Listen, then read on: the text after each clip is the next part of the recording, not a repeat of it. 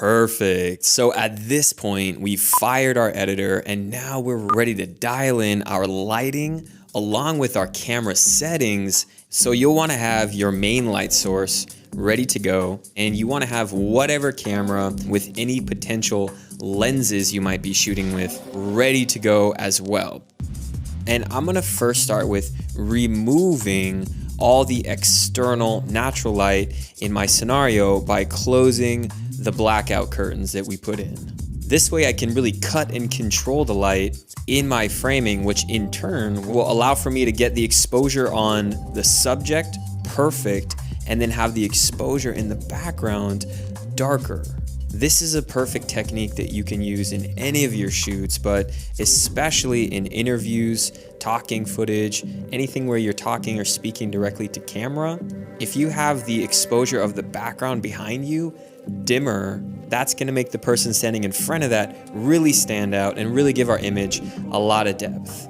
And that leads to a little pro tip that I wanted to mention. In between my blackout curtains, I put a really sheer white curtain that pretty much acts as a huge softbox with natural light. This is perfect for Instagram posts or any kind of social media posts where you don't quite want it to feel super produced, but you want to have good lighting.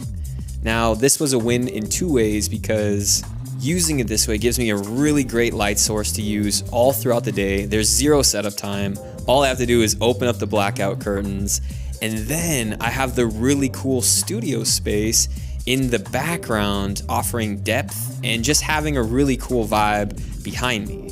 So that's just a little cool pro tip that if your studio space has some windows, you want to think of a cool way that you can utilize everything in the room.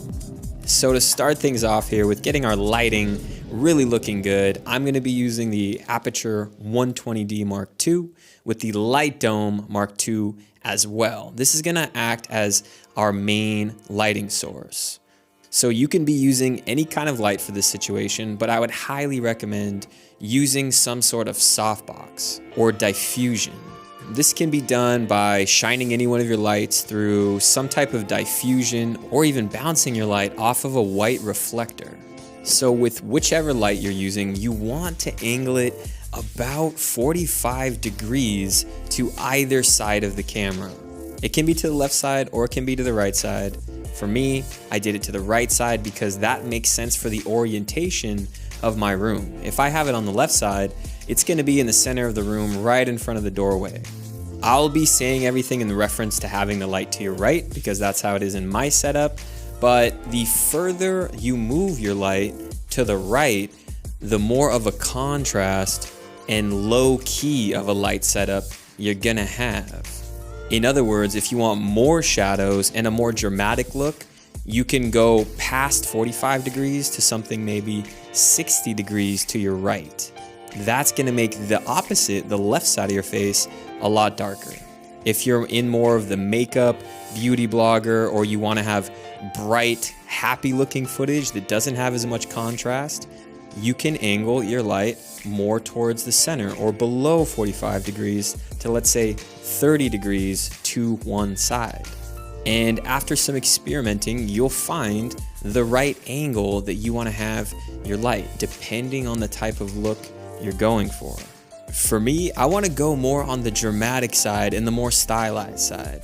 So I've got a decent amount of fall off and shadows on the side of my face opposite to my light. And I'm really liking the look and exposure that I'm getting on me, but I can really see that my backdrop, because I paint it matte black, is really dark. I can't see any detail in any of the objects on my shelf. So what I'm gonna do here is take off the grid that I have on my softbox. This is controlling the light so there's not as much fall off hitting the backdrop behind me. Normally in a situation, I really like that look, but I actually want more light to be hitting my backdrop because, like I mentioned, the exposure is way too low here. Now you can also kind of go back and forth with the overall exposure settings that you have in your camera. The more you bring up the overall exposure in your camera, the more you're going to bring up the overall exposure on you and what's behind you. So if I want to bring up the exposure on my whole image, I'm going to bring up the exposure of the camera. If I want to bring up the exposure just on me and try to keep the exposure in the backdrop as low as possible, I'll bring up the intensity of the light instead of the overall exposure in camera. So depending on what you need to fine tune, that's going to dictate how you use your camera exposure settings and how you use the intensity of your light. So I'll kind of walk you through the settings that I'm using for my scenario.